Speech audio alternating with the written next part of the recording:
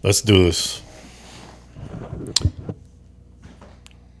Hey guys, welcome to yet another podcast, Garage Stories with Eddie G. I am Eddie G, your host. Today's kind of a cool one. So we've been doing some stories of basically people in the field, people that I've met throughout my life, and this one's kind of gonna be a story that is part of my story. So with me is my pops, my dad. He's not in the automotive world per se, but he was the reason why I got in the automotive world, and has to do with a Ranger, right? That was the first car that I really started working on. But here's my pops, man. 97 Ford Ranger. 98. 98? Damn, your memory's slipping. Yeah. You'll get there. I know I will. I'm sort of already there. Yeah. So he was kind of nervous, like, what do we do? So this is just us talking, man. Just like if it's the kitchen table. Yeah, let's do this. So we actually started talking the other day about this stuff. I was like, whoa, don't stop. Just leave it there. We'll talk about it upstairs. So tell me about what got you into cars. It's almost always the first thing I always ask everybody. But what got you into cars? Because you're what, a Gen X? Gen X. So you 70s. Yeah, your growing up with cars was totally different than me. What Totally different. Typically it's a movie. What got you into the vroom vrooms? Boats. Boats? A wooden boat. Wooden boat? Tell me about Wooden boat. My dad, he had a old Carver wooden boat from the 60s, and it was a wooden boat. Everything on that boat was wooden except for the motors, and it had stern drives, and that thing, yeah, that's what got me into working on engines and tearing things apart and tearing things up and messing things up all the time. Yeah, you can't fix stuff unless you break stuff. My earliest memories were on that boat, smelling the exhaust, the fuel. Summer times we went out on it, and the winter times we would put it on dry dock. But it was boats are a lot of maintenance. That's what got me into cars. Bust out another 1,000 is what boat stands for. Yeah, I remember growing up, we were always like, no, we should get a boat. And then we get a pool instead of a boat. We dodged. It's true what they say. I mean, boats are a lot of fun, but salt water tears everything up, and it eats everything. And this was in South Florida. In South Florida, we had our boat down in Key Biscayne, and my memories take me back all the way to going to the marina every weekend, and we stay out on that boat, and we just go out to Elliott Key, and sometimes we take it all the way to the Bimini's, but the boats had to be in good top shape for that. Wooden boats nowadays, those, Yeah, I don't think I don't remember the last time I saw a wooden boat. Maybe aluminum. Yeah. But typically like fiberglass hulls and stuff like that. Yeah, the engines were, I remember my dad, my dad was strict.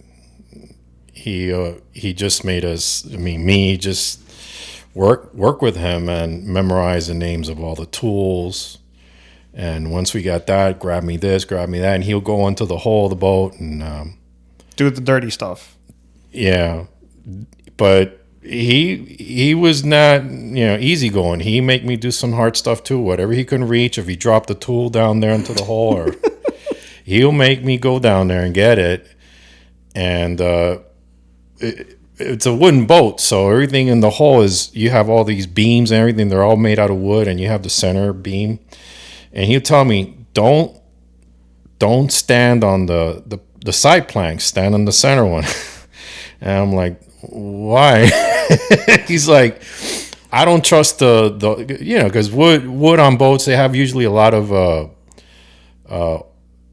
worms and stuff, and and being in hot weather, it wasn't the best thing to have. It's just a lot of maintenance, and when you're riding a wooden boat across the bay and all that, you have a lot of sandbars and stuff down there, and it's not like you can just rough it out with a fiberglass hull. If you hit it with a wooden bolt, you're done. That's it. And crack the hull real quick. Yeah, you're going under. So that was like late 70s. I probably was around, if I could say, Early 77, 1977, that era. Miami, South Florida was way different than Miami it is now. back then. Everyone was, it was not a party town. It was either older people going down there to retire. The boating community that we were in the marina, they were all good people. They all had their houseboats and everything, and we'd go out and spend the 4th of July, and we either use our dinghies to go from one boat to the other. It was a lot of fun times. I remember all that, and I enjoyed it. The worst time of that was going back home to my mom. My parents were separated, so it was like when it was time for me to go home, I didn't want to go home. I had a lot of fun. I come back into my mom's house, and she'd be like, "You smell like gas. You smell like fish. You smell." But I loved all that. I loved that, and that's what got me into that. The whole mechanics and tearing stuff up and breaking stuff. We were bad kids in the 70s. You got to understand. There was no cameras. We didn't have lots to do, so we enjoyed ourselves breaking things and tearing things up and just doing things that nowadays a 5-year-old kid would never dare do. There's cameras everywhere. There's doorbell cameras, cell phone cameras. Yeah, no, it was a different time, and we would get bored out of our minds, so we would just either tear bikes up, anything that you can break, and then try to figure out how to put it back together, and that brought out the tinker in me. Yeah. So you were probably what, like 10, 12, 13? In like 70.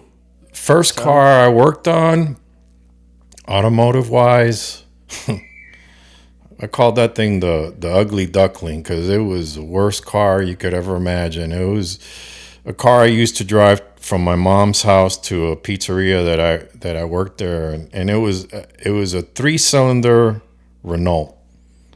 I didn't know that. Yeah, I didn't know. I hated that car, dude. I didn't. So that was your first. It was a Renault. That was your first car. Yeah, it was a 4-door Renault, and all I was told was I didn't even have a license. I was just going to work, washing dishes and stuff in this pizzeria. It was a far drive, so they let me use this car, and it was like, don't go over 40. And they meant it. If you go over 40, this thing starts rocking and rolling all over the place. So I didn't know that. I thought your first car was a Z. No. That was the first car that I ever drove on my own by myself. The Renault. Yeah. It was a nightmare. I had no idea, man. And what I learned about those cars is that they're meant more for winter climate, than summer in South Florida. So your European cars. The head gasket went out on that thing quick. It was 3-cylinder, so it's half off. I used it for a summer, and that was it. But the Z came after that. All right, so Z. How did you come about on your Z? So this was a 280 turbo, right? 280ZX turbo, and it was an 81, but it had the 82 updated features, like the tail lights were different. Like it was like a late 81. The last of the 280ZX, their last, I think the last year was 83 before they came up with the 300. So it was, you can actually get it in 81 already as an, but it was still, all the paperwork and everything showed it was still an 81. But it already had the Fiasca and all the style. You had the hood thing, the hood soup, and the rims and the tail light, and I think the side covers on the between the door and the like the B pillar. Yeah, that was that was it. That was their last. Like a last launch edition type thing. Yeah, and in my opinion, it was their nicest. 280. Yeah, I loved that car. Yeah, because they came out with the 240, 260, 280, and it was kind of the same car with slight updates. It looks very similar from the 240 all the way to the 280. It took me forever to know the difference. I don't remember where I first saw that car or that type of car or why I fell in love with it, but I knew about it, and I had a friend of mine. He asked me that same question one day. He was a good buddy of mine, and I worked with him washing cars, cleaning cars, working on his cars and stuff. He had a Corvette. He had a Dodge Daytona, and he liked the way that I worked around him, and he was, he liked my loyalty with him. And one day out of the blue, he asked me, "Hey, I want to get you a car. What's your dream car?" And you don't ask a 14-year-old. Yeah. You just don't ask him that. So I just said, Datsun 280ZX. And that was it. I didn't think much of it. And the conversation shifted to something else. I didn't know that he had a plan to get me one. I never dreamt that he was going to get me a car like that. He did. He went and he got me a used Datsun 280ZX 81 model. And one day I'm walking home from the school bus.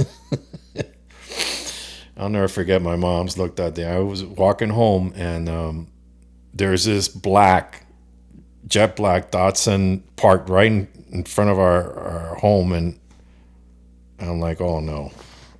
Oh crap.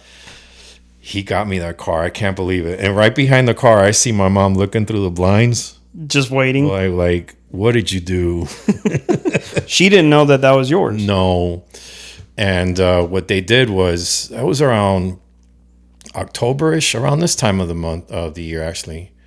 She told me wait until, December, because she just didn't feel comfortable. And I'm like, but I said, okay. So for a month, October, November, December, the Christmas vacation in school, she gave me the green light. She goes, I had started it and looked at it and opened it up and probably cleaned the crap out of it. Yeah, I did everything I could to drive that car around the block, but no, I had to make her a promise. So around Christmas time that year, I drove that car. I took it all the way to Miami Beach. Nice. Really nice. And that was your first owned car. That's what I always heard about growing up. I never heard about it. It was amazing. The thrill, I'll never forget the long hood going down. Yeah, that was an sound inline it made. It was real nice. Unforgettable. Yeah, I remember when we were first looking for our project car, we tried to I remember trying to find one, and every single one that we found was just rotted out. Nissan back then didn't do a great job with rust protection, underbody undercoating, stuff like that. Yeah. It was very, all the little gaps inside the body, all that would just corrode and rot out. Especially a lot of people think it's like, oh, it's a Florida car. Yeah, it depends what part of Florida, because the thing is, it's so humid that all that humidity works around everywhere in the car. So it's a Florida car. Yeah, it's not a salt car, but it's still possible for rust. And honestly, you have the beaches if it's a beach car. Yeah. Yeah. They were rust buckets, especially under the seats. I've heard some stories of guys sitting on them cars years later, and they just fall. The four little fall right into the ground. And the area behind the rear tires. Yep. Where you had the power antenna. Those cars came. It's amazing for an early '80s car. You had a power antenna back there. Yeah. And did that one have Bitch and Betty? Or yeah. No? That one, the door ajar, or however it used to say it. Yeah, that was when I discovered that. I was like, I thought I was like. So this must have not been an old used car. If it was an 81, you were in high school. let's see. It was an 81, and I got that car. I say 89 or 80. No, because I was about 14. So yeah, you have to do the math on me there, but it had its late mid to late 80s. Yeah, it had its things. It had its quirks, and I was the kind of kid that didn't believe in if it ain't broke, don't fix it. I like to tinker a lot, and like the antenna. I remember that was the first thing I messed around with was with a power antenna. It didn't work. Did it work after? Oh yeah. Okay. But I had to figure out, and I mean they over engineered that thing. I remember seeing Hitachi everywhere you take that car apart. It was a lot of Hitachi parts.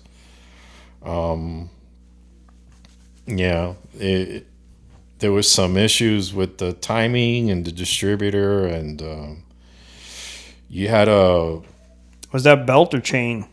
the engine's chain. Chain. Yeah, it was a chain driven engine, and very old school to today's standards. Everything you still had vacuum hoses on there, and That wasn't. No, it was turbo, so it was fuel injected more than likely, right? It wasn't. the inline six on that was turbo, but still I think it was the early Jetronic, so it was Bosch Jetronic. Yeah, Really? Bosch was part of that. Yeah. What Okay, what happened to that car? That's a good question. I got rid of it. You didn't wreck it or anything. You just sold it. I know I did the worst possible thing to it, and you never should do that. I traded it in and got the Maxima, the 87 88 Maxima, which I think you remember that car. the red one. Yeah. Reddish maroonish car. Yeah, I remember that car. Yeah. I remember that. I traded in that car for that, and I should have never done that. With the 4 Pirelli tires. Yeah. Yeah. I remember being in vacation. We would go to Naples area for a vacation because the beaches were nicer on the Gulf Coast from Miami area. And I remember I think I went with my cousin to Naples, and then you and Mom were driving across Alligator Alley. And this was like, I don't even think we had cell phones back then. This was like forever. Yeah, this was like before Mom got her first phone, because I remember Mom being the one that got the cell phone first. Yeah. And I just remember my cousin coming in, and she's like, "Oh, they got a flat tire. They're gonna be late." And I'm like, "Okay." Years later is when I found out that you guys got like 3 different flat tires or some crap on that one trip. Yeah, and I was just, jeez. You had just put Pirellis on it, right? Something like that. Yeah, Pirelli P0s or something. They were expensive back in that time. No, they're still expensive. They were wild expensive. Some Pirellis are like $1,200 a tire. I remember when I was working for Audi. Your mom just had a thing with that car's tires and nails on the road. She would always go through some nail, or they were always getting torn up. Mom had the Grand Prix. She had a Grand Am. Grand Am. That's Grand right. Am. She had a Grand Prix before that. My mom had a bunch of Pontiacs. I never lived, quote unquote, the fun Pontiacs. I had the Grand Am. Yeah. Which I'm sure I can pull up a picture and plop it on here. We can do a whole podcast on that old Grand Am. The only thing I remember of that Grand Am, I remember it was like the same thing. It was like a maroon Grand Am. Yeah. I don't know if it was that car or one of her previous cars, but I think she went over to my uncle and he went to go borrow it or something to take his family out. Yeah. And he was like, "Oh, when was the last time you changed your oil?" Huh? Yeah. The car had like 30,000 miles on it, never had an oil change. She never, she dogged that car. But dude, that car, it was nice. When she got it brand new, it was like a top of the line model with like a digital dash. That car which didn't work, because I remember her getting pulled over one time saying, "My lights don't work. I don't know how fast I'm going." I think that's what sealed the deal with me and her, with us getting together, because she was probably like, and she kept telling me about this dash. So at night, you drive this car around. It was pitch black in there. You couldn't see anything in there. And I'm like, let me look at this thing. And I started messing around with the wiring and all that. I don't even remember how I fixed it, but I got it to work. That was like a Christmas tree. That car was beautiful, lit. Everything was lit. And I mean, your mom got so she's, you fixed this? No, but she goes, you know how many places I taken it to? And it's like, yeah, it's working. It's working. So yeah, that was I remember that car, you know, not to the detail. I was really young. Yeah. But I remember, let me see if I can get our car history right, because I have a hard time with my own car history. Okay, so you went from the Z to that Maxima.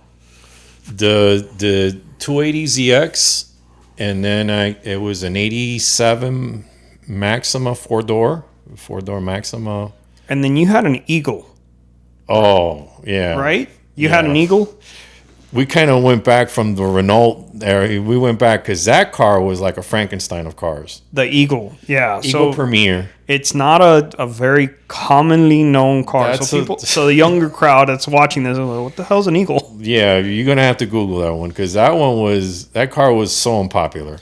But it was an American car. It was... Maybe.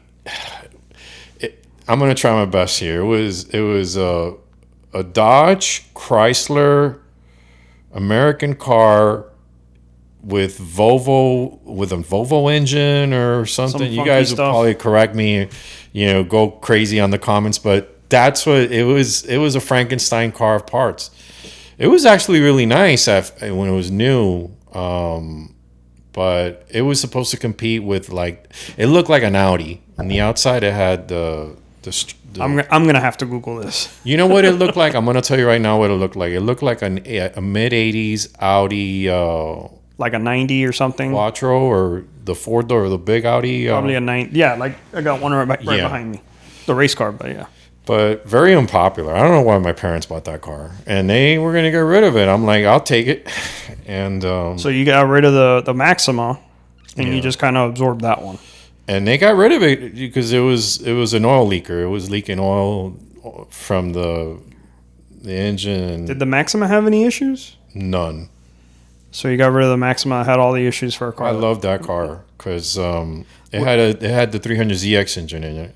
Was it an inline six or the V6? V6. It was a V6, but V6 sideways, smooth, sideways, right? Front wheel drive stuff. Yeah, the previous version of that car was, I think, rear wheel drive. Yeah. That car had the latching automatic seat belt. Yeah, dude, I hated those. Nobody used those things. I hated. I forgot what movie it was. The guy gets in the car and he starts getting choked on with the. Yeah, that had that, and it was a nice. It had the EQ radio and. You said 87, right? 87. So that car probably shared a lot of the tech with our first project car. Well, really, we had it technically. It did. Yeah. It was the same engine, I think it's a V6 VQ30 or something. I remember. I don't remember the. So the Eagle, I remember us going to some shop. I don't know if we were dropping off the Grand Am or we were dropping off the Eagle. I'm pretty sure we were in the Eagle. And Mom was in front of us driving, and we're on the highway, and you, bumped her. I don't know. Maybe I dreamt that up, but I remember, we were doing that one day. So we had, or somebody was in front. It was the Grand Am in front of us. We were, bump drafting them. What came after the Eagle? Because that's what I don't remember. You took the Grand Am from Mom. Yeah. And then she got a Civic. Yeah, I met this guy. We worked together, and Ruben. No, Ruben. You remember his name? Yeah, I remember Ruben. Yeah. He loved that car. Ruben. He would see me come into work on that car, and he was like, "What model is that car? What is that?" Because everybody was intrigued. Nobody knew what it was. And I was about, okay, he wants his car. Sold it. So I told him, "You want it?" And he goes, "I'll buy it off." He made me a good offer too, and I drove it to his house. I think I asked your mom to pick me up. It was like, I sold the car, come pick me up, and then we got the Civic for her. Yeah. Yeah, you used to always get like her older Yeah. car. I got stuck with the Grand Dam. You got stuck with the Grand Am, Yeah. and then she got a 98, It was 97, 98, 96. 98 Civic. Yeah, that pinky color. Yeah, it was like four-door Civic in pink salmon. it was a weird salmon color. Yeah, I remember that. Dude, I remember this was an era, and it was automatic. This was an era. I remember going to that car dealership with you guys, and we were looking for the car. And being in Florida, I remember the two stipulations for the car: automatic and no sunroof, which was like something hard to find back in the day. A lot of those cars came standard, came stick shift. They were stick, and even air conditioning was considered an option still. In the mid 90s, yeah, there were still cars that you I guess paid it was a little premium for AC. I guess it was still Honda Civic. That went away at late 90s, I think. But yeah, it was. I remember you look at your sticker and it's options HVAC HVAC. And then so you got the Grand Am. I remember you selling the Grand Am the day that you were supposed to sell it. It was like a done deal. You were washing the car for the guy. Yeah. Another coworker. He bought it for his son. That one I don't remember his name. Yeah. So you were washing the car, dude. This thing was a trooper, man. It was. This thing. I remember being, I don't know, I was in a car seat. I remember this was the car that I used to crawl into the car seat. Like that's how long we had this car in our family. Yeah. And that car, it was like every time you treated it nice, it would throw it back in your face. Yeah. You got a good memory on that. You couldn't wash the car. Yeah. And your mom told me, don't wash the car. It's bad luck. The car does not want to be washed. Every time you wash the car, something happens. Something will break down. Like, don't be silly. I mean, come on. Are you kidding me? It was the last day we owned the car and the alternator took a crap, right? Or the transmission. It was the I thought it was the alternator. She was right. Every time you clean the car, something would break. If it was on the alternator, I mean, things started to go on it. Yeah. And it was just normal wear and tear on that. But the transmission would lock up, and we had to disconnect the temperature on the transmission. Oh, crap. Because whenever it wanted to on in a red light or something, you'd be in drive and it just shut the engine down, lock up. And she never changed the fluid on the transmission. Damn. Still sold it like that. No, I remember years later, the guy was, I think I saw that car one time when we went to your job. The guy's like, I brought it in. I was going to do something to it. My son's driving it. He loves it. Yeah, he ran, his son ran that car. He loved it. He loved the car. Yeah. They got a good 5 years out of that car, if I'm right. Yeah, so it was good for everyone. That was when Pontiac was like good. Yeah, in the later, if you take care of it.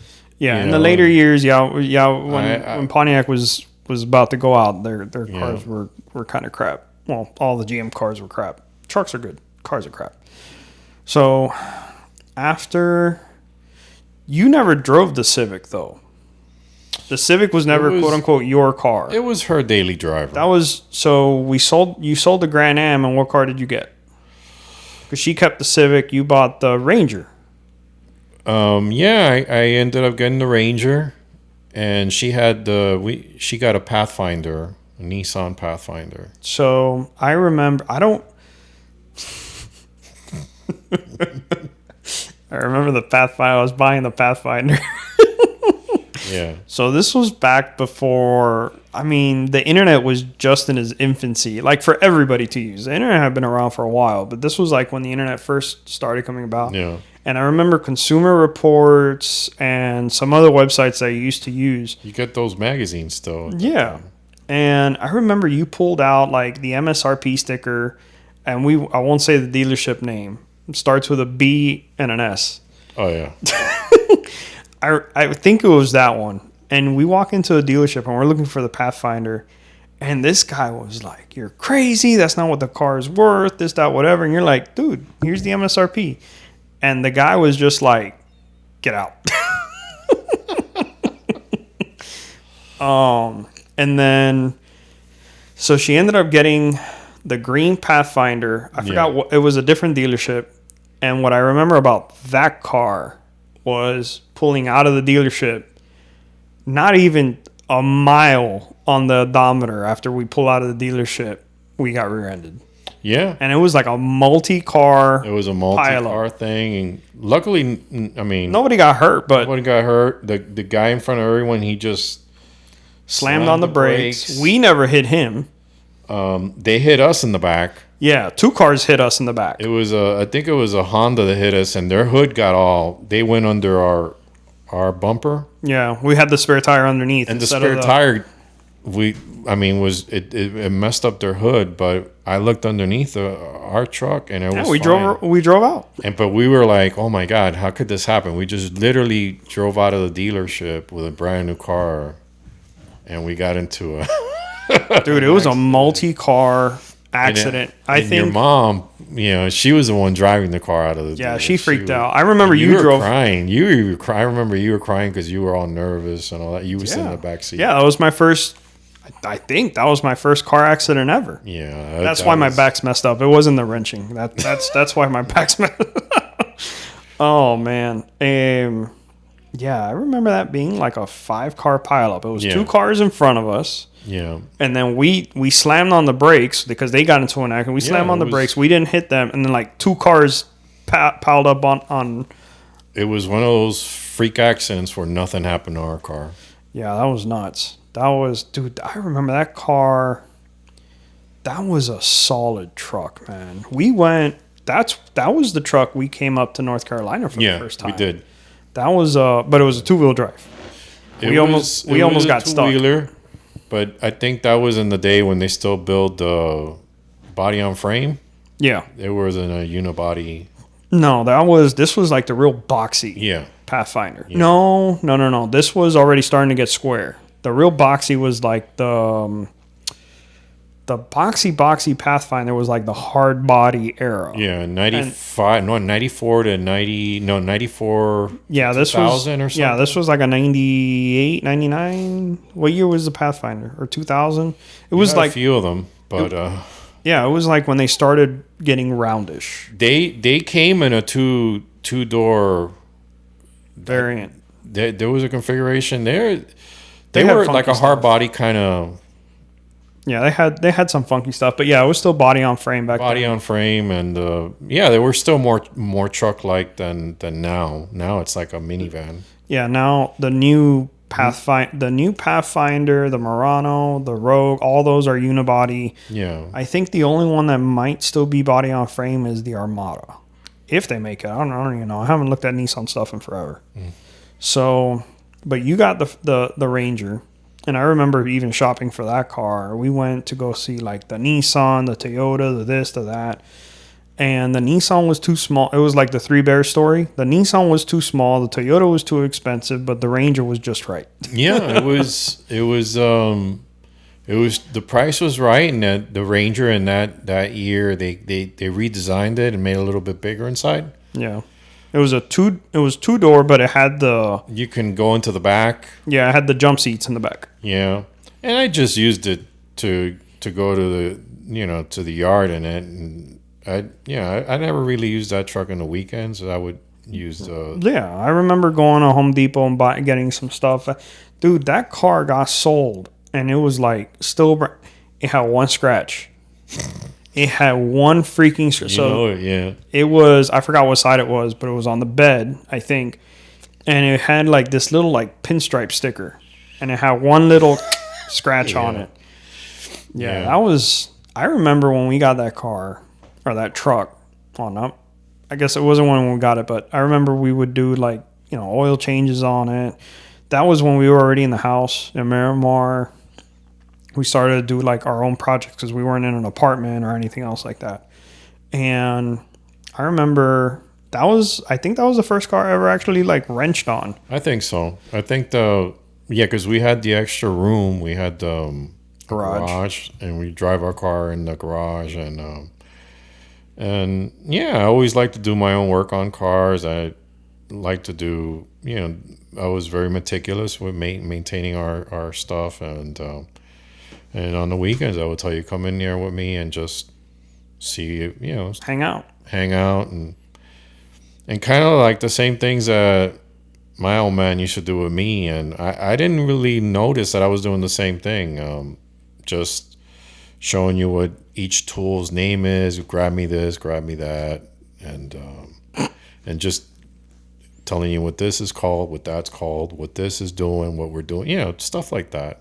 Yeah. So I think you're right. That was the first car that you ever touched. I remember a couple stories with that. I remember the first time we did spark plugs on it. You tricked me. You're like, okay, it's a 4-cylinder. How many spark plugs does it have? 4. Yeah, it's got 8.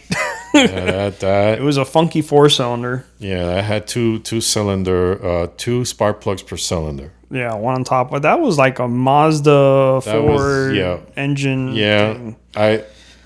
To this day I never understood why they did that, but emissions controls. It worked for them. That engine was a powerhouse, but it was torquey for a 4-cylinder. It was reliable. In fact, the only time that truck ever left us stranded, I remember it was you, me, my grandma. We were going to one of her doctor's appointments because it was the only time she would jump in the car or go to a doctor's appointment. And you went to go start the truck, and it was crank, hiccup, die. Really? And it was the fuel filter. Oh, okay. I remember that. Yeah. That was back in the day when they still, cars still had external of gas tank fuel filters where it was a replacement item. Yeah.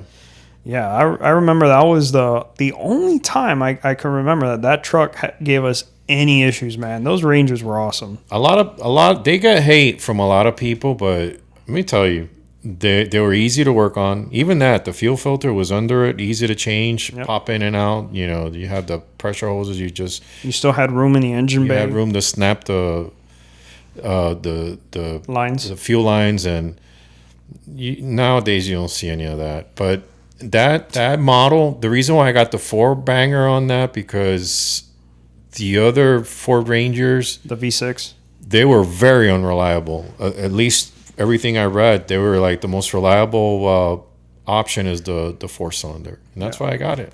Yeah, I remember that was, I guess since that was like the first truck car that I worked on, that I wanted that to be my first car, and I was like, yeah, this is mine. I can't wait. I forgot how old I was, but I was probably. You sold that. I was either in like 8th grade or 9th grade. Yeah, about that time. And I was like, yeah, this is going to be my first car. And then you guys sold it. I was like, what? Yeah. And again, I mean, every time I got rid of a car, it was never... Yeah, nothing was wrong with the truck. I sold that truck. Yeah, you sold it. I didn't trade it in. No. I didn't do that. I sold it and got good money for it. Yeah. Because it was brand new. I mean, just the miles on it, but it was meticulously taken care of. Like I said, there was one scratch on that car. Yeah. And that was my first exposure to electrical, like on a car, because we did the stereo on it. We did. You're right. We did the sound system on it. We did some sound deadening inside the cab. Yep. I'm remembering now. We did the rear shocks. The shocks on the rear of that truck were the Ford shocks. They were garbage. They were garbage. They were all jellified, and I remember showing you how when pressing them, they stay stuck like that. Yeah, I remember we did the shocks. We did the tune-up on it, and just the regular maintenance on it. And we did speakers all around. I think we did the 4 speakers, 2 in the door and 2 in the back. We put a din up. What do we, Kenwood? We went on Crushfield and we went shopping. Dude, till this day, if I ever need any, and not sponsored, but they're still around. They're still around. That's where I go, man. Every time I can name off all the cars that I will go on Crutchfield for. When I was a kid, they were around. I mean, even well, not on the internet. You had the magazine. it was magazines. Yeah. I love looking through that. I mean, I would take the magazine to school and look at Crutchfield magazines and stuff. And but now you go on there and they got schematics and all that. They got everything. It's you click your car and they send all your stuff back. Yeah, man, that was. Yeah, did we run you? We ran you speaker wire or we did some. I don't remember. I used the existing wire, but I went crazy doing sound deadening on the doors. Yeah. And on the back. And you loved that. Yeah. You loved that stuff. And it improved the sound. I remember the first CD we put on there. Duran Duran. You know, till this day, I still have that CD. Yeah. I still have it somewhere. I still have that CD. It was, at the time, it was their new CD. Okay. I still have that CD. Till this day, that's still the first CD I use in any car I do stereo on. It has all the highs. What record, because it has a lot of highs and lows, and it was their comeback. Yeah. Seat. Yeah, man, I have it somewhere. Yeah. But yeah, I still have that CD. And I do it when I did the. I may not have used the CD, but I listened to Duran Duran. But on the truck that I have now, I did all the stuff to it, and Duran Duran. Yeah. Done. It's one. Their music has all the highs, the mids, the lows. Different sounding. Yeah. They have a lot of like the dee dee dee dee. Yeah. If you want a good band to actually any kind of. You're right. That's a good band to test any kind of sound system, home system. I love. They got a lot of high pitch, a lot of mid range, a lot of low. Yeah, I think that's a forgotten group, man. A lot of people don't remember them from back in the day. You know what that truck taught me? Back to the sound deadening, because people, they go crazy on audio and head units and speakers and all that. When you sound deaden the doors, you get rid of a lot of the pinging. A lot. Yeah. I did that with the truck. It's once you do the inside panel of the door, even when you close the door on the car, it sounds so much better. The other thing is you don't need to coat from top to bottom of the door. You put a nice good strip on there just to absorb the ping. Oh man, that makes a world of a difference. A lot of people think, and this I learned when I started working on like German cars. People will close the door on a German car. It's like, oh yeah, it's got a good strong thunk. Yeah. No, it's not that it's any different. It's just sheet metal. They put sound deadening inside the door just a little bit, whereas like a Honda, at least back in the day, they wouldn't do anything, so it would sound like a tin can. No, you just have a tin can. And sound deadening, it's expensive, so it's the cost of diminishing returns. The more you put on there, really. If you want to go do sound deadening on a budget like me, if I ever do it again, I don't waste my money. I just do the doors. Just the front doors. I eliminate 90% of the doors and the roof. Typically, at least the carpet. I went a little overboard on the truck. Yeah. But typically, well, I had to take the carpet out anyways. Yeah. On the truck. Or typically on most cars, especially modern cars, they have like a foam underneath the carpet. So that absorbs a lot. But a lot of people overlook the roof. Yeah. If it's, non-sunroof roof, just solid panel up there, there's a lot of, pinging and deflections, and it's a big panel. A lot of people forget that. But yeah, I still haven't done that on the truck. I need to redo the headliner. When I pull it out, I know it's going to come apart. I'm going to do that. Okay, so where are we at? What are we driving? We're driving the Ranger, and we're driving the Pathfinder. Mm-hmm. Mom got rid of the Pathfinder, got a Maxima. We got that Maxima. I think it was a 02. And I never liked that car. It was a V6 or a 4. It was V6, right? It was a V6. GLE. Yeah, everything looked good on paper, the specs, but the car was. You can already start to see that Nissan's going down. The manufacturer starts to cost cut certain things. Yeah. It was a nice car. And I remember it was leather, right? GLE had the leather. It was like a fully loaded. And when I talk about cars, I probably talk about cars that some people love or something. I don't mean to, critique it in a bad way. It was a good car, but when you compare it to older models, something didn't feel right. Instead of using screws, they use clips, stuff like that. Yeah, there was some harshness with the engine, and I'm like, why is this engine vibrates? I was never too happy with that car, but on paper, it was faster, more horsepower. I mean, everything looked good. It was bigger seats inside, but I don't know. I like my older Maxima a lot more than that one. And then you got rid of the Ranger, and we got a Frontier. Yeah. That was a 05? 05. 05. It was the first Nissan year. Frontier. It was the first year of that body style Frontier. Probably their best. I had two of them. Yeah. I had two of them. I had a 06 and I had a 2015. Same body style, same engine, transmission, nothing changed. That's probably Nissan's workhorse truck. I miss the old Frontiers. I haven't been in the new one, but the old Frontiers, man, those things were. Love them or hate them, those things were reliable, solid.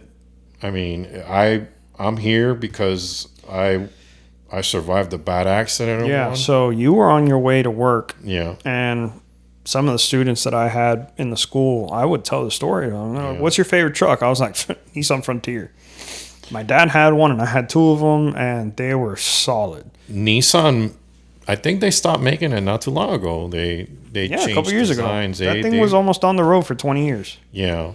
Reliable, solid. 15 years. Old, I mean, they were already critiquing it to the point they were just saying that it was like 3 generations behind, and they were I think the Tacoma went through 2 or 3 generations of trucks, like facelift a new truck, when the Frontier was just like, we're going to change the bumper. That's it. That was it. Everything else changed. Everything else was the same. That had to, in my opinion, that was their best mid-size truck. Yeah, ours was the extended cab, so it had the 2 regular doors in the front and then the suicide doors in the back. Mm-hmm. And you were on your way. I think I had just graduated high school because I was at home. I think I had just graduated high school. I had my Integra. That was my first car. We'll get into that in a little bit. And I remember, I forgot if it was you that gave me. No, I forgot if it was my mom that gave me a call or like EMS. I remember I got a call. I think it was EMS. And they're like, hello, is this so-and-so? Yeah. Your dad's been in an accident. He got airlifted. And you were driving to work. It was one of those streets that's, you have the right of way, and then the streets crossing your street had stop signs. Yeah. And see, this is where it's my show, so I don't care what I say. And it's facts. An illegal, drunk, no license, no insurance, and God knows whose van hit you on the driver's side. And it tumbled that truck. That truck must have flipped like 3 or 4 times, because it ended up, I remember going to the accident scene and just parking my car and walking out afterwards. And you can see where the impact had to have happened. And that truck was probably 15 to 20 feet off of your path of driving. And it like went into somebody's fence. It took down a fence and you landed in their yard. That truck, man, that was a solid truck.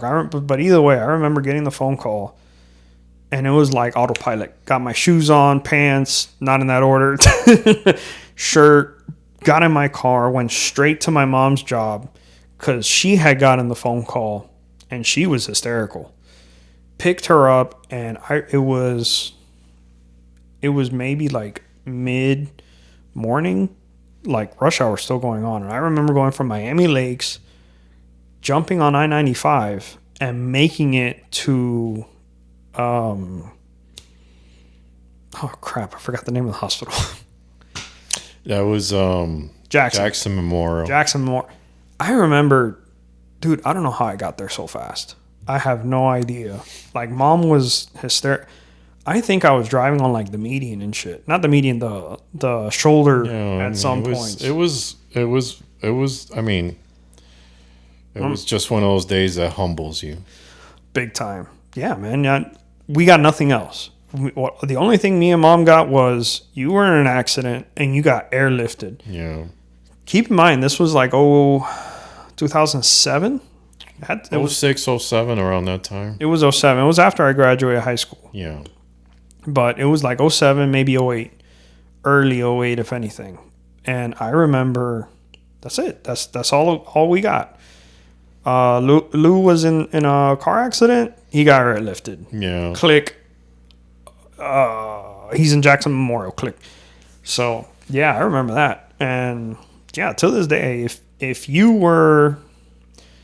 Dude, I think if you were in any other truck, car, who knows, man. But I know that truck, and it was, you look at the imprint where that van hit you. It was one of those old boxy vans with the box grill on it. Yeah. You can see exactly the imprint, and it hit you square on the door. Then I think you had to go to the junkyard to see if there was any paperwork, because there was some documents and stuff. For some reason, I was out all. No, I had to. I did all the running around. When you got back from the junkyard, wherever the truck was being stored, I'll never forget you when I came to and all that. Days later, it was like you told me, Dad, you won't believe, I didn't recognize the truck. No, man, the truck. It was like. And it was in the shape of the way that the other car hit me. It was like it kind of bended the entire frame of like I said, that car, it got T-boned. It was a brand new truck too. It probably, if it had less than 7,000 miles on it, it was a lot. It was a brand new truck. But it was a very good truck, very reliable, and right before they stopped, I even thought about getting another one years later, actually. I'm trying to think. I think I putted the Ranger around the neighborhood with you. And I think the Frontier before I got my Integra. Because I think you got the Frontier before my Integra. Yeah. Yeah. I think so. Yeah. Because I was in the Integra when I went to go to the hospital. I remember the Frontier. That was my learner's permit car. Okay. That was what. Hey, we got to go here. You throw me the keys. And the funky thing about that truck was it had the electronic pedal. It was flat. It was drive-by-wire. It didn't have a throttle pedal. Yeah. And I remember you telling me after that first drive, like, you did pretty good because. This doesn't have, and you're like, it feels different. You don't have that much. But yeah, I remember that was my learner's permit car. That was where I did all my initial driving. That was a good truck. That was a really good truck. And then from that, you got, it was a bad accident. All that stuff kind of drained, at least from what I remember. The bank accounts, everything got wiped. And we ended up, we took a hit as I was out of work for a while. We ended up looking and getting a 94 Accord. I needed a car. You need, I remember. But I needed a beater. I needed something to drive to work, and we were going through some dire times financially. 94 Accord. So I was looking for a reliable beater, and it was an old Accord. So yeah. The cool thing is low miles too. Yeah, it didn't have that many miles on it. I think it was below 100. Yeah, it belonged to some senior. An old person. Grandpa driven. Grandpa, and then the grandson inherited the car. And if I remember, he had to get rid of the car, he was really sad about it. So, and it was just a good deal.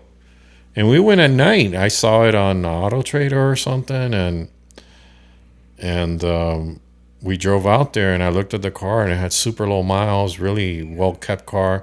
It was dirty. He didn't do the regular stuff that it needed to be done on it, but I was like, let's get it. And I got it. And it was also a great car. It was a white.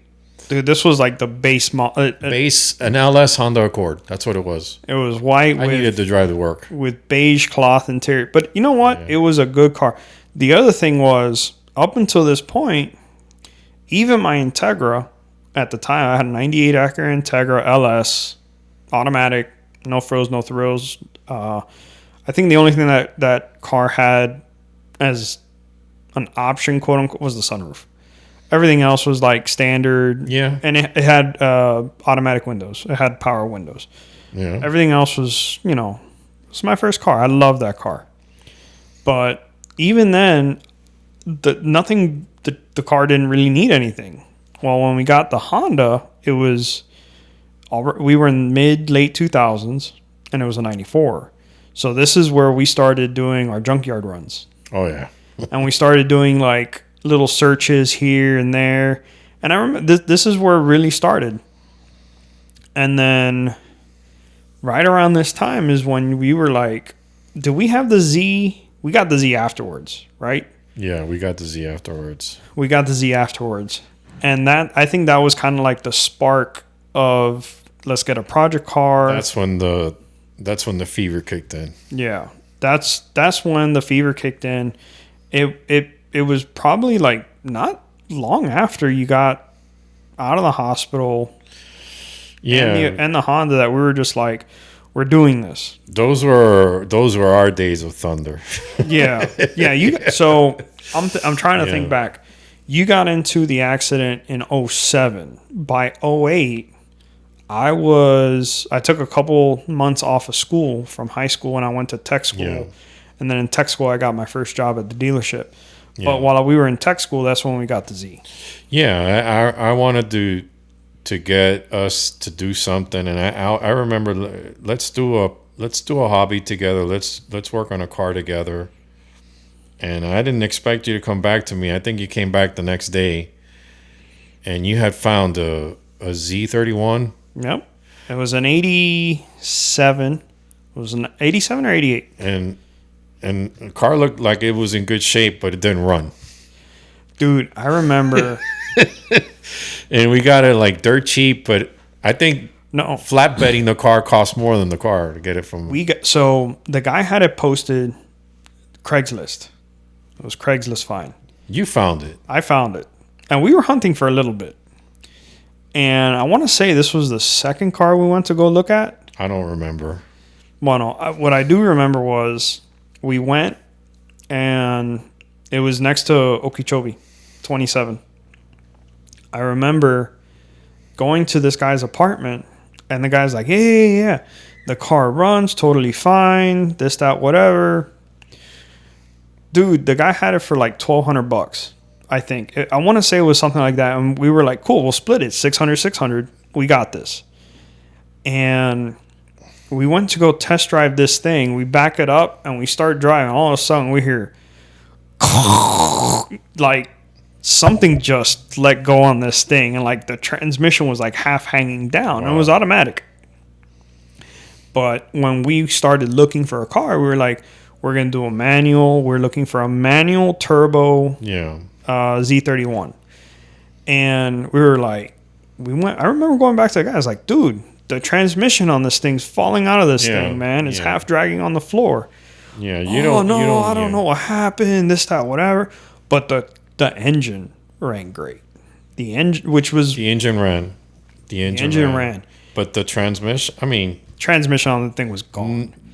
Again, I'm not going to offend anybody, but automatic transmissions on Zs are just garbage. Junk.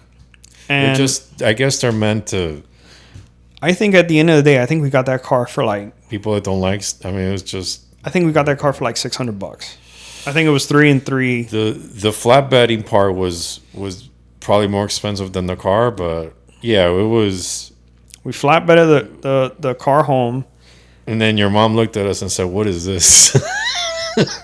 But you know what? For being an 80 Z in the late 2000s, that car only had 2 rust spots. It had a little rust spot on the driver's side A-pillar, and then where they all rust is the spare tire. That was it. That was the only rust. Not even under the wing. So this was it was a turbo car, so it had the option, nicer option package and all that stuff. It had that like rubber plastic wing on it, spoiler. Even under there, it didn't have any rust. It was just those two little spots.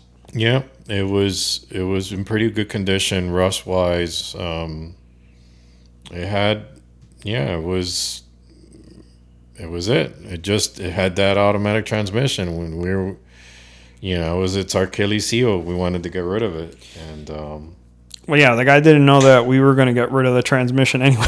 That thing was a dog, but we did it. Yeah, I remember that was the car. So I had just gotten, I think I was already working for Audi by the time we really got into that car. And that was the car that made me learn how to look stuff up. Yeah. Because that was fun. Being an 80s car, there wasn't much like online information for it. So that was the car that made me start looking stuff up, figuring out wiring diagrams. I remember you printing out the wiring diagrams and laying it out on the table, like getting scotch tape and taping all the pages together on the table, the automatic schematic and the manual schematic. Yeah. And with a highlighter, highlighting all the wires that were different. And then going back, okay, these are all the different wires. Which ones do we not need? Which ones do we have to loop? This and that. Because if memory serves me right, we got rid of the automatic computer for the transmission, but we kept the computer for the engine. And it was we did some research or something like that. Yeah. The tuning was a little bit hopped up on the automatic compared to the manual. It was, because of the torque converter and power loss and blah blah blah blah blah. I can't remember exactly the way that Nissan made their cars back in that time. You can pretty much go between an automatic to manual relatively easy. Just the same thing. If you wanted to swap sides, like if you wanted to be right-hand driver, you see them all the layout and bolts and stuff and the hole openings and everything for them. And because I remember we found it. Yeah. We had done our research, and the Z31 had 3 different manual transmissions. It had the turbo, the non-turbo, and then the turbo had an updated transmission. An updated one. The updated one was like the tank. That was the one that we were hunting for. Yeah. And dude, we gutted a bunch of cars, like harnesses and all that stuff. But the transmission, dude, I remember the day we found that car. Yeah. It was in a pull apart in Okeechobee. There it was. Yeah. And I was like, oh man, dude, that car, we pulled the engine harness completely out. We gutted everything out because our car, most of it was there, but a lot of the connectors were broken, wires were cut. That engine wasn't original to our car, and that's one reason why it ran so good. I'll talk about it now. But we gutted that car. We took out the harness, ECU, and the tranny, right? Is that how we did it? I don't think we ever got the ECU. No, I don't think, because maybe it was the harness that we messed with. I don't remember. Maybe for the Z, we had a couple of ECUs on hand. Yeah, I remember we had like 3 different ECUs we played around with. Yeah, and then come to find out that car was on the DuPont registry, I think, or the Z registry or something like that. And we found out just by happenstance that car, somebody owned it. It blew a head gasket. They pulled the original turbo engine out, put a non-turbo engine in it, and then slapped all the turbo goodies in it. So they got rid of the low compression engine, put a higher compression engine. That was one of the things you did. You got rid of the turbo engine, and you went with a non-turbo, and then beefed it up with a turbocharger. And I mean the compression, the car ran great. The car, I remember, we went through all that. We finally got the swap done. We drove it for the first time, And it was like, oh man, the car's done. We're going to be able to enjoy this thing. Oh man, it's been months down, this, that, whatever. And then all of a sudden, it was a year that we didn't drive the car. We were down for a year, right? I want to say, yeah, it was close to, if it's not a year, it was damn close to a year. Yeah. And we finally, I was like, yeah, I'm going to enjoy this thing. I'm going to fucking drive the shit out of it. And then all of a sudden it was like, I get home one day and I see the car up on jack stands with the tires off and everything. I'm like, why? Oh no, the rear suspension has a clunk, this here, that there. Proof of concept's done. Now we got to keep going. I was like, yeah. Bro, we just got this thing back together. Yeah. Oh man, but dude, I remember going through everything on that car. We went and found the T-top seals. T-top seals. The little triangle. Dude, I saw somebody posting on Facebook. It's a Z31 Facebook page. Anybody know where I can find these little triangles? I was like, I know, but they're probably sold out. Those courtesy parts, man. Yeah, courtesy parts. What was a lot of fun for me was that it was the hunt. We found new old stock for a lot of parts. And you meet a lot of people, and you start gaining with the whole social, everyone that's in that crowd the Z crowd, and you start meeting a lot of people from all over the country, and it was fun. But then you realize, like, the JDM part of it, like the Japanese part of it, they didn't really care about. Nope. The market, the U.S. market. Now is when that car has been getting more popular, right. I want to say, and the prices on them have gone. Oh yeah, stupid. You find a car, like, you can't find the turbos anymore. No. A factory turbo car, dude, you can't. And if you do, it's either beat to shit or the car is spotless, no issues, and they want like 30 grand for it. I mean, they have gone up way in price. And I knew that something like that was going to happen one day, because the aftermarket was just, you're relying on the amount of cars that were out there on the road, but these cars are just getting thrown in the junkyards. Yeah, the aftermarket support for that car wasn't there. It wasn't there. It was there for the 280, and it was there for the Z32. Which is the next generation of 300ZX. But the Z31... there wasn't that many... I guess it wasn't the most popular Z model. That's my favorite one. I mean, the Z32, the one that came afterwards, was a whole technological beast. You went from single overhead cam... Everything was dual overhead cam, double turbo... And the funny thing is, and I learned this a while ago, the Trans Am Road Racer, I think it was Trans Am, it was the race car version of the Z32, still relied and still used the engine, quote unquote, out of the Z31. It still used the VG30E? Yeah, it still used the VG30ET. Yeah. Which was the turbo. The turbo. They had the VG30E, they had the VG30ET, and then the Z32 had the VG30 ETT or something. It had some weird little, but it was still a VG block. I don't know if it was true, but I think the GTP series, the Nissan GTP, when they raced that car, like the Le Mans type stuff, that had a 900 horsepower, the same block engine. I mean, it was overtuned. It was overtuned. The pistons and everything was, but it was the same design. Dude, I remember when we got that car, the purge valve. They didn't put a purge valve in there. They put a freaking bolt in there. Yeah. So that thing was almost making all the boost that it wanted. Whatever it would spool up to, it would make it on. And it held it just fine. I mean, the car, we ended up putting the stock stuff back in and kind of like toning it down a little bit to not overboost it. But yeah, dude, I remember that car dude, for being a late 80s car, man, that car was fun.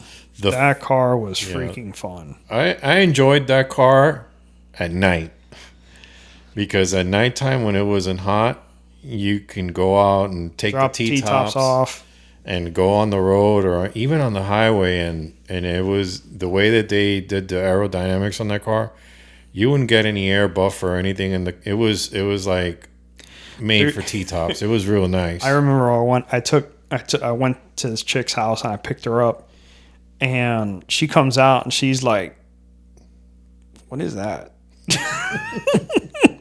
This is, remember the neighborhood, the nice neighborhood, like across from us, that was like the $1 million houses. Oh yeah, they were. She lived in there. Yeah. Yeah, I go and I pick her up, and she was like, she didn't say it, but she was like, and the face was like, the hell is this shit? Yeah, I just took her out. I had fun with it, and at the end of the day, dropped her off. I was like, it's early. I'm gonna go for a drive. And I took the car for a drive, got back home. Yeah, no, that was a car that if you can ever get your hands on one, it's a fun car to drive, especially in the winter. In Florida. The gearbox, we did the clutch and all that. Get yourself a nice clutch kit on there, and it's just a thrill. We put like a stage 1. You're never gonna feel that kind of car again. No, we put like a stage 1 clutch in there. We didn't go too crazy. It was still street drivable. You had no. I mean, it was pure driving. You had nothing protecting you from anything. That didn't have ABS, didn't have none of that. Traction, nothing. You put your foot down, control. You were gonna crack those rears. You were driving the car. The car wasn't driving you. Yeah, I love that car, man. I still look for them from time, but I haven't found them. And like I said, if I find them, they're crazy money. I remember the facelift version of the Z31 that we had didn't have Bitch and Betty in it. We put Bitch and Betty in it. We did? Yeah. We found like an 85. Oh, that's right. And we got the voice box out of it. And we wired. They stopped we wired it after 85 or something. That was just in the 84, 85 models. Yeah, we wired it in. We basically grabbed the wires off the door. I forgot what we did, but I remember we opened the door ajar. Yeah, again, cost cutting. Yeah, but it still had the chime. It had the ding-dong, that classic Nissan Japanese chime. Yep. Oh man, we ended up getting rid of that car. We butted heads a little bit. We did. We did. But I learned a lot, and then after that project car, so I had my '98 Integra. That was my first car. And then you got rid of, I was working at the dealership, and I found an 02 Audi A02 or 03. I think it was an 02. It was an 02, 03 Audi. It was one of those three. A4 front wheel drive CVT transmission with a blown engine. I think it was was it a 1.8 or a 2 liter? It was a 1.8. 1.8 at that time. Yeah, it was a 1.8. 1.8 turbo. It was a 1.8 turbo, yeah. And the timing belt had gone on it, and it bent all the valves and all that stuff. And I think I got that car for like. Wasn't that a timing belt and timing chain car? They had both on that engine? Yeah. So on that car, you had the belt on the front and on the back side to hook up both intake and exhaust cams. It had a little chain. So the belt, oh man, I forgot which one the belt ran. It's been forever since I've looked at a 1.8. But the belt ran one cam, and then on the back side of that cam, it ran the other one. And the belt or the chain, I forgot which one it was. It went out, and it bent. It's an interference engine, so it bent all the valves. I got that car for like $200, and I bought the tech lunch. The people were like, "We're not fixing this crap." Yeah.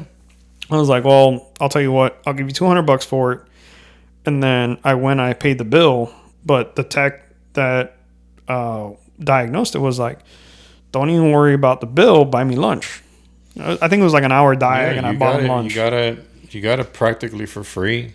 Yeah, it was $200. I think by the time everything was said and done, we probably had like $1,500 into that car because we bought a lot of stuff from the Audi. I think the head we bought off eBay. There was a change of the guard when we worked on that car. That was all you. Yeah, it was like I became the pupil. Yeah, and you became the instructor because I never worked on a German car before. I had no knowledge of Audi. Yep. And you did, and you were the one that taught me. So it was like we had a change of the guard where you were showing me how to work on the car and what to do, and how to get it to work. Yeah. Because it was a whole different kind of we use different tools and all that. So it was a learning curve for me, but you had, and I just. You taught me how to work on it. You knew how to work. You knew how to fix a car before we fixed it. Yeah, that was a fun little project that we had, and I remember it was like I was doing all the engine stuff, and you were doing like all like the little trim inside details because it was. So if anybody's listening to this, German interior sucks. I mean, It was a base A4, like the seat backs would pop off.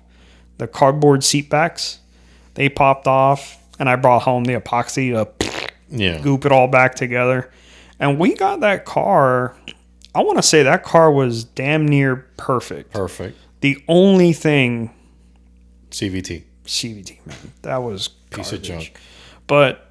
I mean, I did all the fluid changes on it. We got it all back together. I read out the clutch readings and all that stuff inside the transmission. Everything was fine with it. But, yeah, man, it was a CVT. A manual. You put a manual on that thing, oh, my God. It would have been nice. Manual all-wheel drive. Yeah, that was... So I had the 2001. Yeah. No, the first A4 I had was a 2000 A4. And that was the previous generation of that one. And it was stick shift all-wheel drive. And that felt like a truck. That little car felt like a truck. It was a heavy truck. It was a heavy car, man. To the floor, yeah. I remember I went to visit you one time in Kentucky, and you took her for a spin. That was my 2001 A4. Yeah, that was I think, in my opinion, those A4s were probably the best. B5 A4. That to me is still... They're small and compact. I mean, to me, that was a true... I don't know what you're getting Audi. Now. I don't follow it, but I think, those cars were B5 Audi A4. Those things were awesome. And with the 1.8 T's, those things were little freaking bulletproof engines, man. You did the timing chain the timing chain and timing belt on it, and made sure it was maintained. Those things. That's it. Yeah. Yeah, those were awesome. So you had, I guess now we're getting into the modern era. So you got rid of the Honda, the 94 Accord. We ended up getting you in the Audi. Drove that for a few months, and then we sold that to Ryan. Yep, neighbor. He ended up getting in a wreck in his Civic, and then I don't know how the thing came about, but then he ended up getting the Audi. And he drove the shit out of that car, man. Yeah. It was a good car. The problem is we rebuilt the engine and all that. It was a good car. He's not a car person though. No. He's not a car person. Shout out to Ryan. Yeah, he's doing good.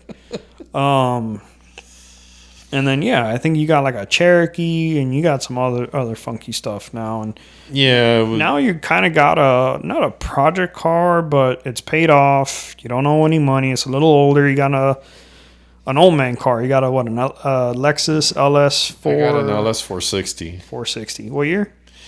2010. Yeah. So not new, not old. Nice sweet spot where you can still do some of your work. You don't have to rely on scan tools to do everything. Nope. Yeah. Nope. I like it. V8, comfortable car for the road, and good car. It's got its quirks and stuff, but the same thing we've been talking about. Lexus is not. They're not building them like they used to, And Yeah. you know, they're sticking like the V6s now, twin turbocharged V6s, and they're. Yeah, you're old school. You like a nice smooth V8. I like the V8, and it's you have that weight feeling. You feel that weight in the road. I like that. Yeah. You're not dealing with the floaty. Yeah. So let me see. What I don't know how, because you're not retired yet. There's so many stories from your job that we can say just for fun. So you never worked in the automotive field. You went. The job I remember you having before your current job, you work in the railroad, was Best Buy. Yeah, I had a tech job at Best Buy.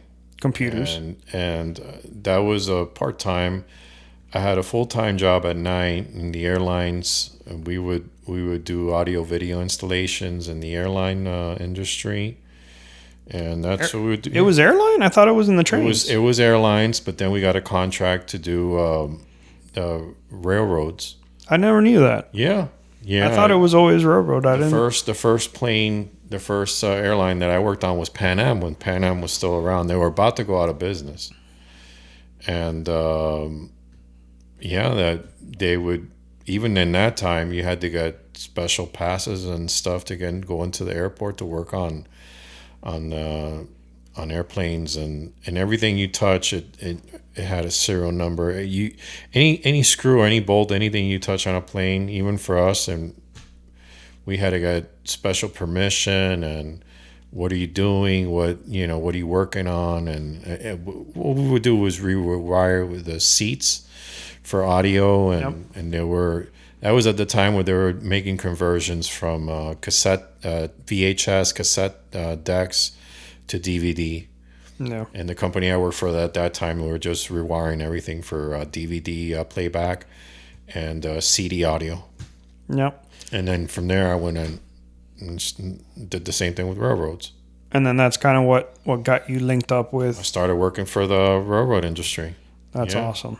Yeah. But a lot better pay, and money was great. The funny thing is, I think 2 people that started life out in the automotive world, and they ended up in the railroad world, man. And they're like, dude, I'll never work on a car again. And I don't think they just work on their own personal stuff, man. They don't deal with the dealerships or shops or anything else like that. Most of the guys that I started working with were automotive also. Your gearheads and automotive guys from Toyota and BMW, but they never went back. You started with like doing like electrical or audio video stuff, right? I was a contractor there doing audio video work. And then from there, everybody loved how detailed and everything. And they're like, why don't you apply here? Because when back in that time, to get in the railroad, you had to be grandfathered in. You either needed an uncle or a grandfather or father. Something. You wouldn't just apply and go in the railroad. It was a union tight job, and you needed some good word of mouth. And even with that, it took me. I applied in '94, and I got the letter in the mail in '97. Damn. 3 years. Shit. Yeah. I didn't think it was that long. It was. I know that. It was. I remember. Yeah, I think I remember when you finally got the job at the railroad. I remember you and Mom were like ecstatic. Yeah, when I got the letter in the mail, I was like, wow, it's like, really? And that was it. Everything changed for the better. Yep. Better pay, and it was they train you, and you're part of a craft. And it's a good blue collar job. You start there, and they put you with an electrician, and you learn from him. They usually put you with a good electrician or any craftsman. You have pipe fitters, electricians, carmen. But you went the electrical route. Electrical route. So for anybody asking where I got my route for electrical, my dad. I mean, it's what we would talk about. And for the longest time, I didn't understand shit. I mean, I was like, huh? Yeah, wired. Yeah. This is okay, cool. And it's like after so many years, once I was already older, working on cars, and I already like started to understand what you were actually doing, it's like, oh, okay, no, I get it now. Yeah, we in the railroad, when you're an electrician, you work on different fields at the same time. You work on HVAC, you work on electronics, electrical, You work on troubleshooting. DC and AC, right? DC, AC, you have a little bit of transformers there. You have high voltage, you have 480 voltage, and then I kept going on. I went from working on cars, rail cars, to locomotives, and yeah, everything happily ever after. I'm retiring soon, and I love it. I love it. Can you share any of the stories? Like the light bulb story? No, We gotta wait for you to retire. no. I mean, it's if you're good working on your hand, if you like working with your hands, and you're a little patient, and you we need a lot of that. Actually, we need a lot of craftsmen now more than ever, and those are good jobs that AI is never gonna No. take over. And yeah, you're gonna learn a good craft. I mean, if you're a tradesman, craftsman, or something like that, that's what this country was built on, and it's a good thing. I recommend it if you're good working with your hands, and you're a little patient, and you're proud of your work, and you feel very, very happy to fix something. Yeah, I recommend you go for it. So It's not gonna be for everybody, but So for the railroad, because I'm sure you see some newer blood coming in. oh yeah. Do you see a lot of guys or girls that have gone and done a trade school, or you see guys coming straight off from high school, from the street? Like what is a good blend for somebody to actually fit in? Tech school hit. If you were to choose somebody, somebody with light experience, like either automotive or construction, or candidate B has only gone from high school to tech school, Yeah. or candidate C high school, what would be the best fit, you think, for starting off? Anyone can be a good candidate as long as they love tinkering and taking things apart. If you were a kid growing up and you like to tear stuff up, just like I was when I was a kid, and we didn't have any internet or instruction manuals or anything. We just tore stuff up just to see why it worked or how it worked or whatever, and then you had a hard time putting it back together. If you had that curiosity in you, you're good for that field, because everything else will come in secondhand. You'll learn from it. They do a decent job training. There's decent job training, but if you like to tinker with stuff, if you like to fix stuff, and if not, then that's probably not for you, because you're gonna get days where you're gonna get dirty, and there's sometimes any job that you're holding a wrench, you're gonna get dirty, man. You're always gonna have that part, but the troubleshooting part, it's always gonna be there no matter what, whether it's now or. Has it gotten easier today than it was back in '98? Not really. I mean, you still have to use some common sense, some of your own. You have to try to understand how things work, how circuits work, what you're actually fixing. But it's always the same thing. A lot of stuff is there temperature related, or just weather related. A lot of stuff breaks down because of weather related. Automotive is the same thing, and moisture. Yeah, because the trains you work on go basically up and down the East Coast. And I imagine aviation is the same way. Some stuff you get brand new from the factory, and there's mods and stuff. Cars are the same. You still have mods and stuff in cars, but just be patient and ask a lot of questions and try to understand what you're actually working on. If you have that curiosity in you, you have that passion in you, yeah, you'll fit in perfect. What all right, changing gears a little bit. Favorite car movie? That's a good question. Favorite car movie? My favorite car movie would be Cannonball Run. Cannonball Run. Yeah, I mean, there's a whole bunch of Chevy Chase movies on there. Smokey and the Bandit. We can go on for that's a whole another. This is But my favorite car movie that Burt Reynolds, not Reynolds. Chevy Chase. Burt Reynolds was my high school hero. Well, my kid growing up hero was Burt Reynolds. Yeah, he was. Yeah, you got Cannonball, you got Smokey and the Bandit. Smokey and the Bandit. All of the series. Yeah, Cannonball Run was. You ask any guy my age. Cannonball Run, the original. Yeah, the first one. That one had like Jackie Chan in it. Not Jackie Chan. No. It had a whole bunch of actors and people on there. Jackie Chan, I think. You had the James Bond. What was his name? Roger Moore. Yep. Yeah, that's the one where they had the ambulance and all that stuff. Yeah, I remember. And the priests. They were trying to blend in, and it was. Think about it. It was a cool idea. You're racing from one end of the country, to coast.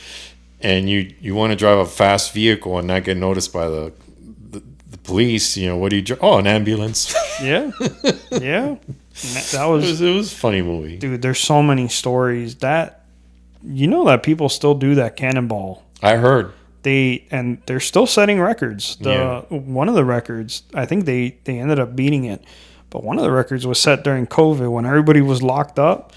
These two or three crazy guys got in a car, started off in New York, and bolted across the country, and it shattered. Yeah, I don't know how they do it. I don't know what those cars are running on because I don't even think they stop to refuel them. I don't know, but they do. But they've got like extra fuel tanks in the trunk. Like they have double or triple the amount of fuel that they should. Yeah, it's crazy, but they're just cutting corners and gaining time. Back then, it was like fun. It was like, it's the cheating and all that. I don't know if it's a common thing, but they still do like Cannonball memorial runs where they do a theme, and they're not going for a record, but they do a theme, and it's typically like that Cannonball 70s 80s kind of car thing, and everybody has to like choose a theme to dress up like they did in the Cannonball, and they'll still do that, and it's like a memorial run type deal. They'll start off in the red light garage or something like that in New York, and they'll end up in the Portofino in California. But yeah, they still do that. Best, probably already talked about it. Number one song to drive to. You're going out for a drive, you're going to pop that song or CD in. Number one drive song. Anything country, I guess. Old school country. Can't think of one right now, but some Alan Jackson. Yeah, Alan Jackson. That's a good. Yeah. Anything late '90s, early 2000s country. That's my kind of relaxing country song or long distance drive. And then some 80s music. That's what I all right. relax to. Last question to wrap it up. Give the younger crowd, the kid that's thinking about getting into cars or boats or trains or planes.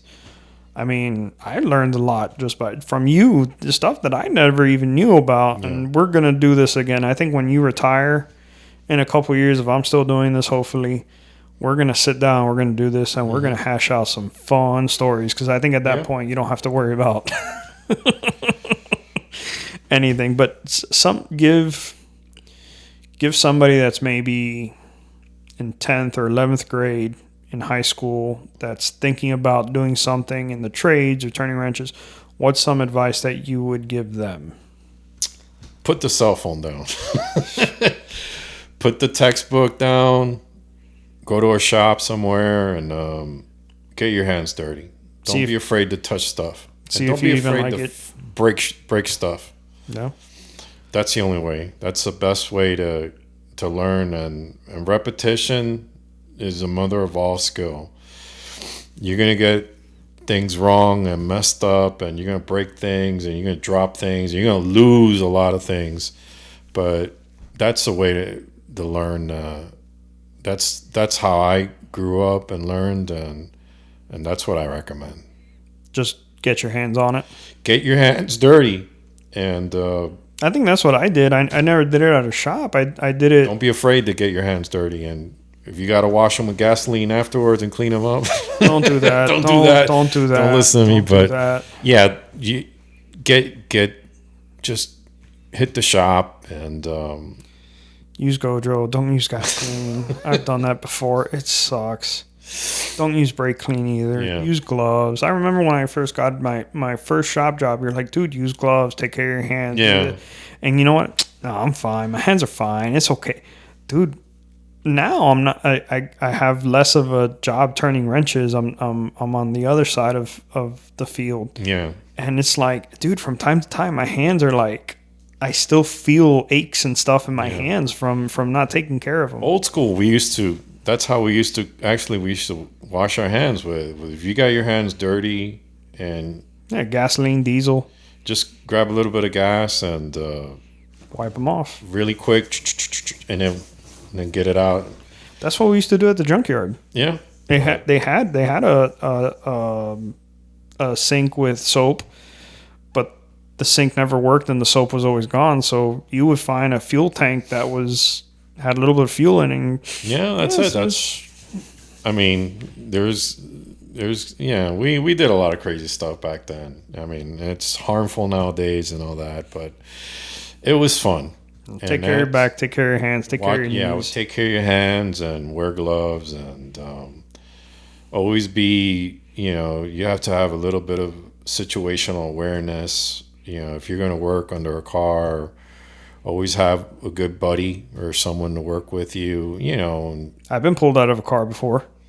It wasn't a side note or a side story. There's a lot of good places on YouTube you can go on nowadays, and that we just didn't have back then. We didn't, back then we were lucky if you had a Chilton's book or.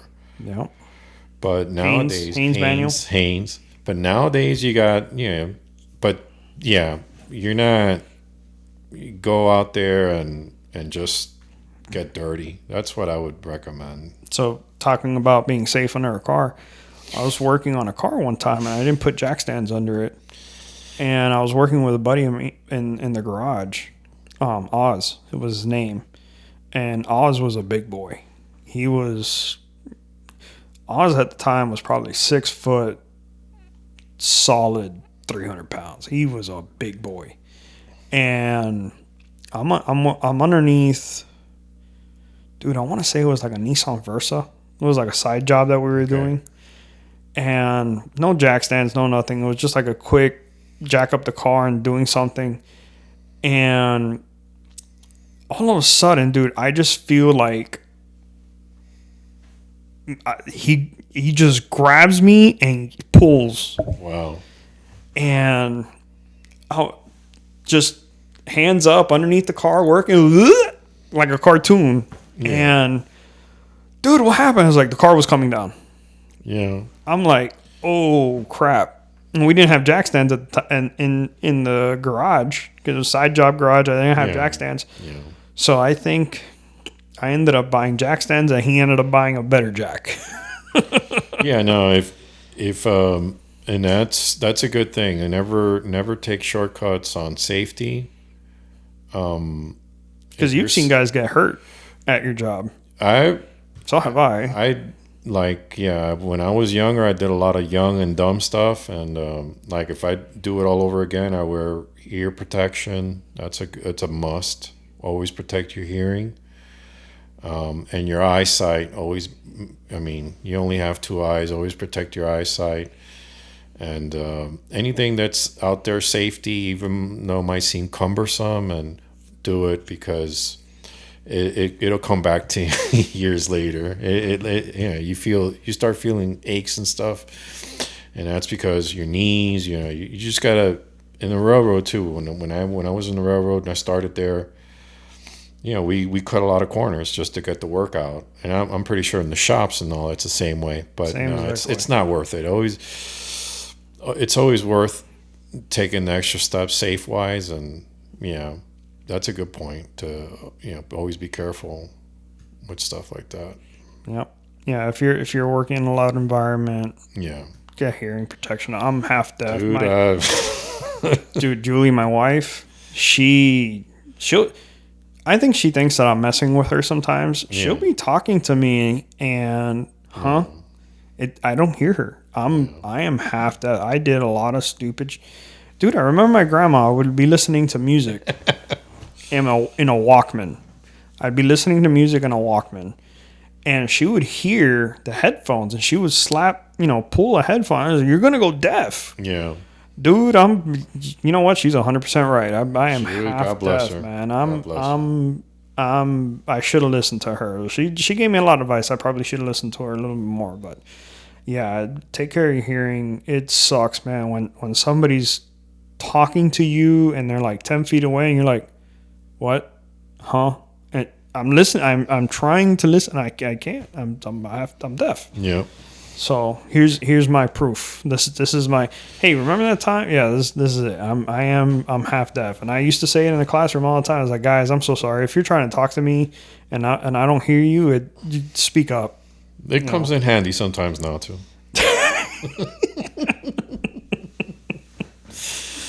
This is public, right?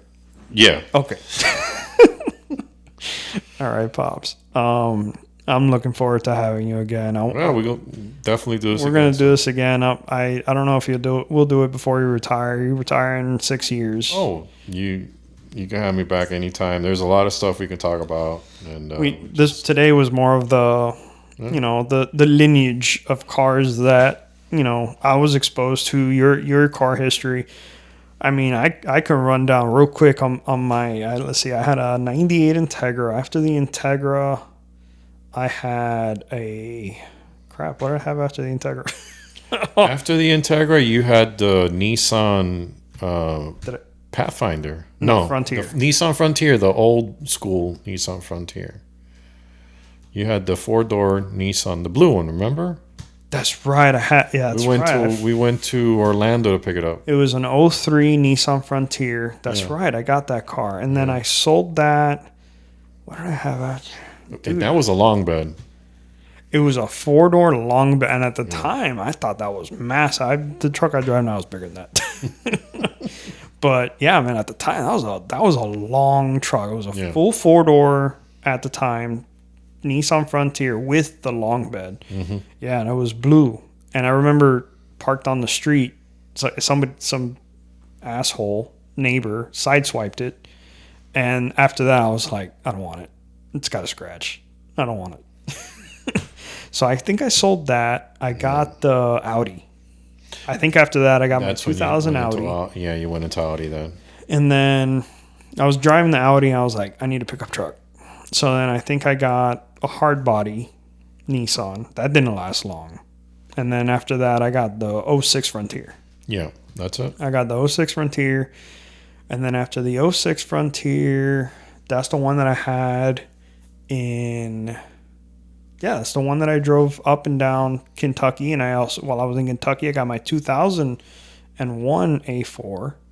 And I had the 01 A4. That was like my sidecar, my fun car, and all that stuff. And then from the 06 Frontier, I traded that car in with no payments. Up until this point, I always paid for the cars in full. I never had a payment. I went from that 06 Frontier to a 2011 Audi A6. And I had a car payment on that, $471 and change that I was paying just on the car. Plus the insurance went up and that thing took premium. And the day I put $100 bill in the gas tank, I was like, I'm over it. I'm over it. I enjoyed the car. It was the first car I got a ticket in after my Integra, the Frontier, the hard body, the two A4s that I did stupid shit in. It was the only car that I got a ticket not too long ago. It was the only car I got a ticket in. Fought it and won it because the lady was like, you did an improper start. You squealed the tires and all that stuff. And I took it to court. I was like, it's an all-wheel drive. How can I squeal the tires? So got that thrown out. But after that, I got a Honda Fit. Remember my Fit, little guy? I think I paid for that car. What I was putting in fuel in the Audi is what I was paying for that car. Yeah. And yeah, I that was when I was looking to get the house, and I had to downsize the car to fit in the house to actually qualify for the house. So then I went from the Fit to a 2015 Frontier, which was the same exact truck as the 06, just new off the lot. Mm-hmm. And that was... No, the Fit was my first new car. The Frontier was my first new truck. And then I went from the Frontier to my GTI, my Mark 7 GTI. And then from the Mark 7 GTI, I got my 2008 GMC Sierra. And yeah, the GTI I had payments on. I paid that off. And we had a bunch of debt and bills and stuff to pay. Sold that for... I bought that GTI with 24,000 miles on it. I paid $19,000 for it. Brand new car. I sold that thing with 100,000 miles. It needed a clutch. It needed 4 tires. It needed brakes. And it had a water leak and a cracked windshield. Well, the windshield wasn't cracked, but it was letting water in through. That was where the water leak was. It was in the windshield. I sold that car for $16,500 with 100,000 miles on it. Wow. Now you know why I sold it. I would have had to put so much more money into that car. But it was a good car. Mm-hmm. It's technically a rare car now. So the Mark 7 was the last generation of the GTI or the Golf that they ever made in 2-door. And mine was a 2-door GTI stick shift. And that was a rare car. Now when I'm looking back on it, I was like, that was actually a pretty hard car to find now. Yeah. A lot of them have ended up crashed and destroyed and all that crap. And that car, aesthetically... You see less and less of them on the road. You see a lot of less 2-doors and you see a lot of less stick shifts. Yeah. Now they're all DSG automatics. And then sidecars, fun cars. I had the 2001 Audi, and I had a 67 Beetle that you helped me put the floors in. The Beetle, yeah. That was a fun little thing. I wish I would have done more to it, but life gets in the way. I had to move and stuff like that. That got purged out. So, I don't think you're going to get a project car anytime soon, especially now without a garage, but I think once you retire and you figure out what you're going to do and finally get a garage, and what's the project car you're going to buy? Or boat. I'm not going to judge. What would be your... What would be your obtainable project car?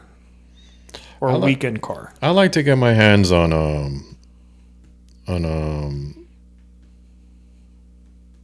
older model Lexus or Toyota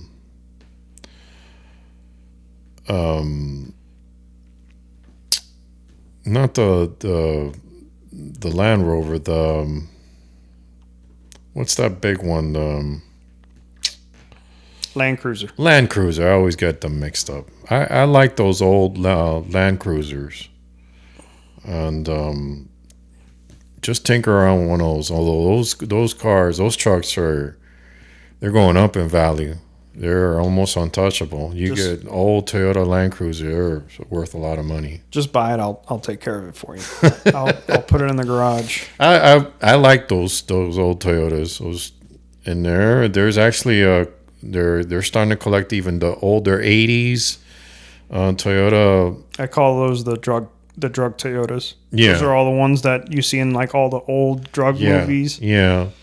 They're even there's a huge following and there's even ones you can get overseas through Japan. Yeah. But they're really expensive. They're So you would go the SUV truck route. You wouldn't get a car. car wise, I've outgrown that. I like a big, comfortable car for me. Not even a truck. I'm Like not an SUV. just a Land Cruiser, a big SUV, Japanese older I think the Japanese. Lexus is what, the LX. They're which is the same thing, but the badge doesn't say Toyota. Yeah. I think they're the 470 or something. That's the model they're at with the V8s, because I think those trucks now they're putting V6 on them too. But I think the old ones were V6s originally. the original were V6s. And so you'd Yeah. probably want the V8 generation Yeah, they're Land Cruiser. but they're really making a comeback. If you watch shows like The Terminal List, Yep. they got one on there, and they're these older 80s Toyota, and they were sold all over the world. They're bulletproof trucks, All right. SUVs. I think we're done. I'm looking forward to having you and going down some more rabbit holes and get a little bit more stories and laughs and stuff in. I learned some stuff that I didn't know before. This was I thought I knew a lot more than I did. Going all the way back to that Renault, I never knew about the Renault. I always thought it was the 280Z. Yeah, no, and there's a lot of memories even back in the Marina days. I can tell you, I haven't told you those stories, and it's a lot of fun. A lot of fun growing up. I'm looking forward to it. We'll do this again. Definitely gonna do one, maybe before you retire, but then after you retire, we're gonna do a couple more of these. We'll do. All right, pops. Love you. Love you, son.